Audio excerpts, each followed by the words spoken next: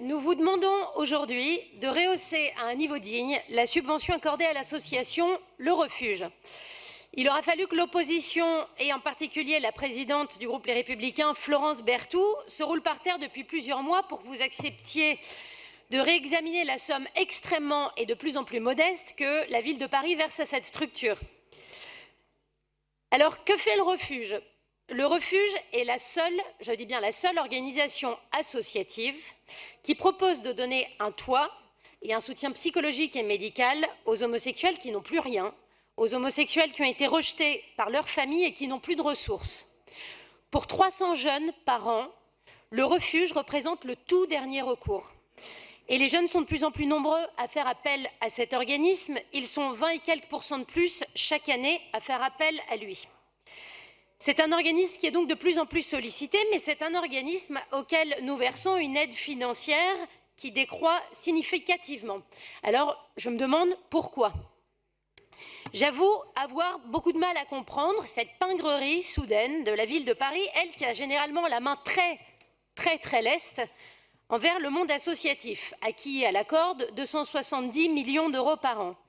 J'ai souvent eu l'occasion d'évoquer ici, et ce n'est pas la peine de rentrer dans le détail aujourd'hui, les sommes absolument délirantes que nous pouvons associer à des associations qui, pour le moins qu'on puisse dire, ne poursuivent pas toujours des missions d'intérêt général. C'est parfois plusieurs centaines de milliers d'euros que nous pouvons verser à une seule et même structure. Je comprends d'autant moins cette attitude vis-à-vis du Refuge dans la mesure où la ville de Paris est elle-même extrêmement engagée en faveur de la communauté gay, ce que je salue très sincèrement à chaque fois que je le peux dans cet hémicycle. Paris est devenu, en particulier, c'est vrai, sous l'impulsion de M. Delanoë et de Mme Hidalgo, il faut le reconnaître, une ville pionnière et très courageuse pour soutenir les droits des LGBT. Paris a pris de nombreuses initiatives pour lutter contre les discriminations, pour soutenir des événements comme les Gay Games ou la Marche des Fiertés. La ville a eu des idées symboliques, par exemple en colorant les passages piétons du Marais aux teintes de l'arc-en-ciel. Et puis l'exécutif parisien, je le reconnais là aussi, a toujours su, et je l'en félicite vivement, défendre sans hésiter des positions très progressistes dans ce domaine, qu'il s'agisse du mariage gay il y a quelques années ou de la PMA aujourd'hui, que je suis sûre vous soutenez tous dans la majorité à l'heure actuelle. Que se passe-t-il avec le Refuge? Je voudrais le savoir.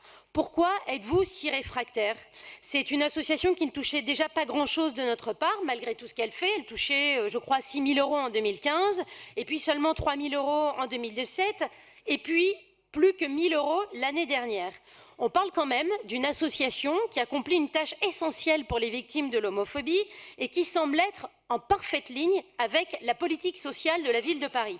Alors soit il y a un problème avec le Refuge, un problème que visiblement seule la majorité connaît, et dans ce cas il faut nous l'expliquer parce que ça veut peut-être dire qu'il faut remettre tout court en cause les subventions qu'on verse au Refuge, soit on est tous d'accord ici dans cet hémicycle que le Refuge réalise un travail d'intérêt général remarquable, c'est en tout cas la seule information que nous avons de ce côté de l'hémicycle, un travail qui permet de sauver certains homosexuels de la détresse, et dans ce cas on repasse à un niveau de subvention correct, et donc à minima, je dis bien à minima, les 10 000 € que vous demande l'opposition. Je vous remercie.